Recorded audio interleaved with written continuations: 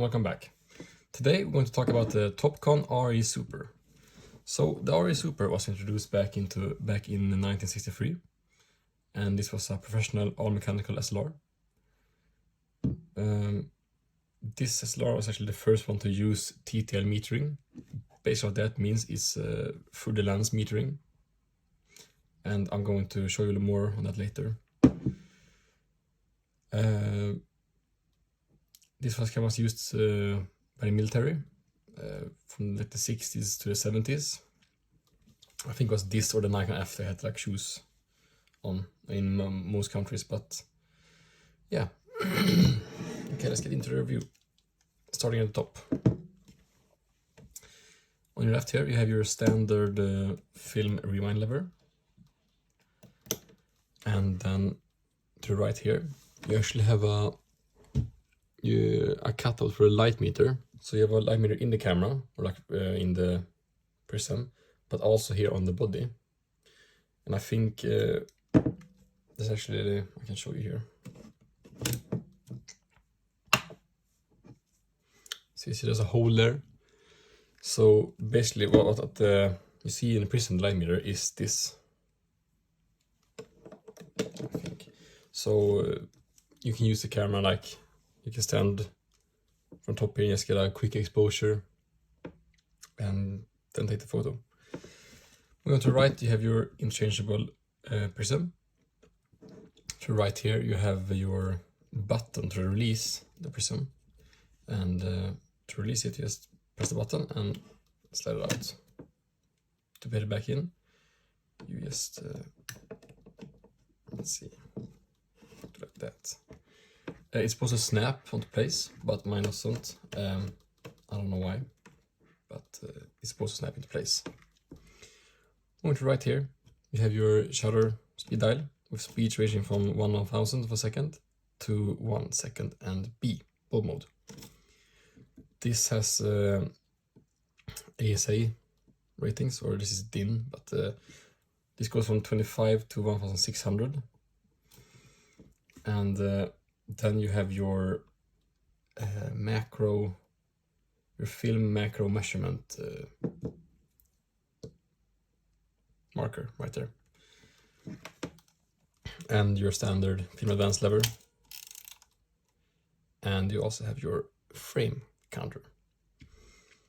That's it at the top. Let's go to the front of the camera. At the front here you have your shutter button that's threaded, so you can use a threaded shutter cable.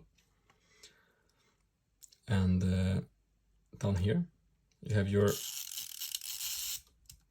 self timer. To use self timer, just simply pull back the lever and press this little button right there.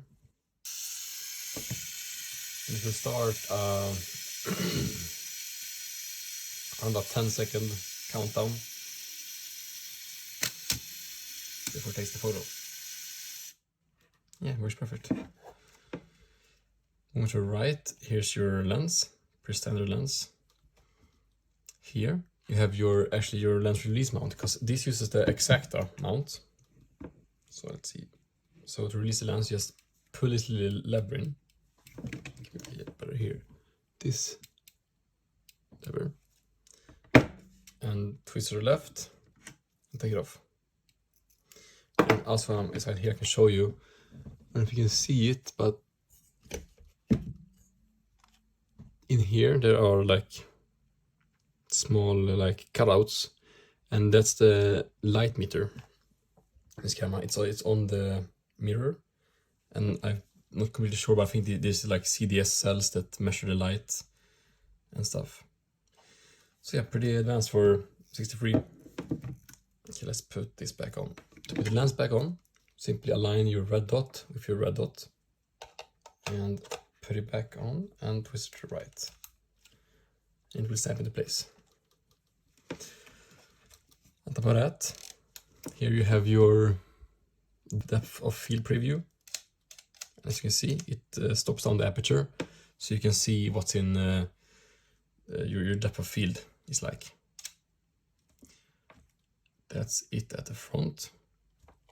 Let's actually go to the the underside first, because here's your battery socket, or battery compartment, and it uses on these older PX625 batteries, I think they're called, these old mercury batteries.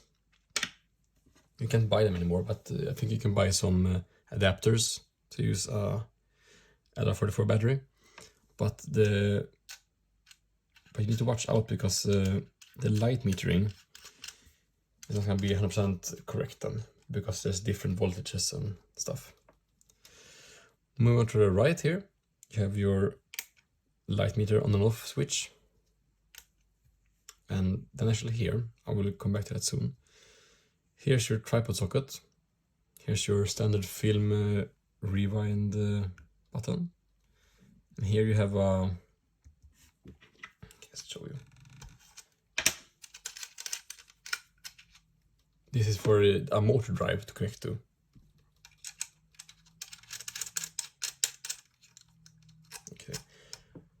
Okay, to open the film back, it's not like most cameras where you pull this lever up. You actually go on the other side here, and you press it in and twist. You see it pops up real nice. Okay. In here, nothing special going on. You have your guide rails, you have a cloth shutter in this, and you have your pressure plate, just like most SLRs from this time. Okay, and now that's closed. Here is your flash sync port, I'm pretty sure. And yeah, now I can show you some accessories that I own to this camera. So I have, first of all, I can show you this. This is the Topcon flash hot shoe attachment. Basically, you put this on here, on the rewind lever, and you screw it on. Now this is a flash hot shoe, and it works. There's no like batteries, just put it on here and it works. To take it away, you simply just twist it and take it away. Actually a really nice attachment. I also have a Topcon waist level viewfinder. It's not the right color though, but still.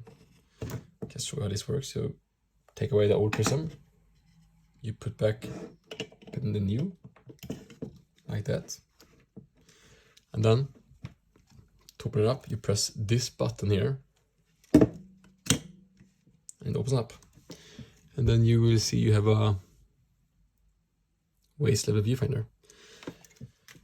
To open up the magnification on this viewfinder, is this little tab right there. You simply just grab all of that and push up. And then you have a magnification, so it's easier to focus when you're using this viewfinder. Same goes on here. To release it, just pull it back, and then you can put this one back on. Okay, and I will just quickly show you how to load film into this camera. So you take your film here. This is old film, so don't worry, it's not going to waste. Open up the film rewind lever and put this back there, lock it in place. Then pull this film tab here into these slits. And when it's in the slits, just advance. There you go. Now, if it's like this, you can close it. And you can go. And you will see how this frame color moves forward. And right about now, yeah, there's your first proper exposure. So now, take pictures. And to rewind the film, press this button. What that does is it releases a spool here, so it can spin freely. And then you simply pull up this tab and rewind the film.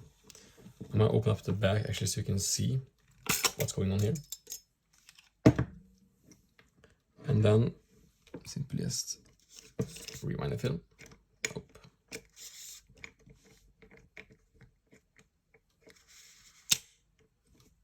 Like that. And you would normally go like rewind all the way, so it's inside the canister, but I'm gonna keep it like this for now.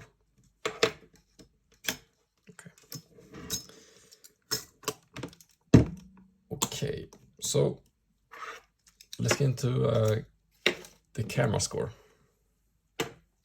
So price-wise, these cameras are actually pretty expensive.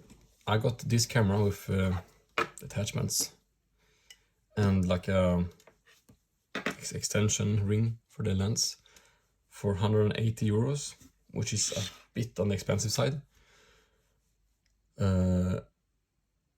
So yeah, I'm gonna give this camera a 5.5 out of 10, because I mean, for that price you can get newer SLRs with more features, like, you know, an aperture priority or like a newer body with more lenses, because Topcon has amazing lenses. The glass is perfect in these, but they are a bit expensive. So price wise, a 5.5 out of 10.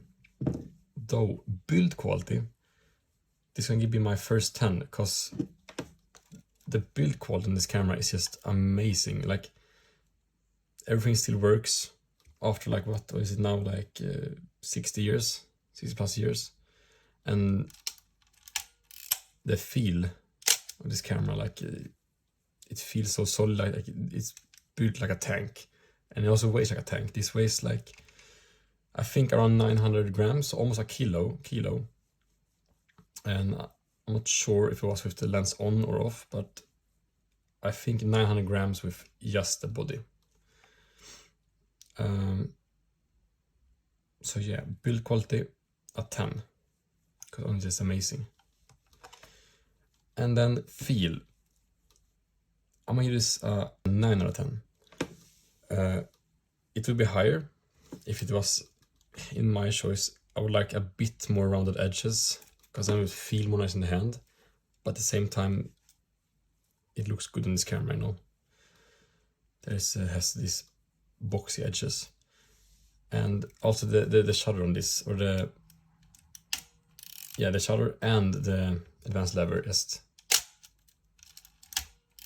they're amazing, because they have this constant pressure on the arm, and the shutter just is so crisp. So yeah, that's my review of the Topcon RE Super.